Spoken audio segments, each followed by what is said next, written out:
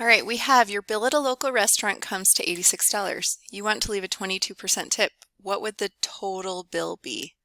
So we know we're not just finding the tip here, we need the total bill.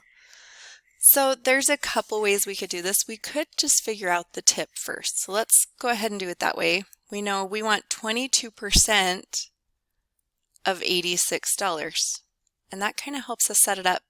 So 22%, when we're using that in an equation, we want to change it to a decimal. So we basically divide by 100 or just move the decimal left twice.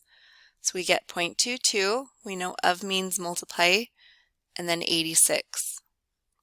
So 0.22 times 86. Let me grab my calculator for that one. And we're going to get 1892.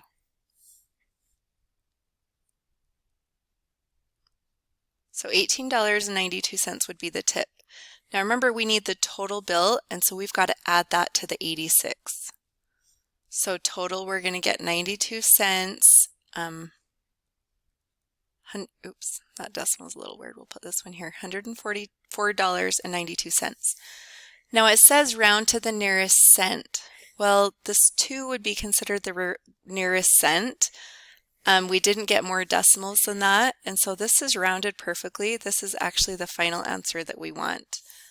I noticed some people rounded to like 0.9, and it's just got to be 104.92, the whole thing. So this is another one of those, just break it up step by step. If you want a percent of a number, remember that means you're multiplying.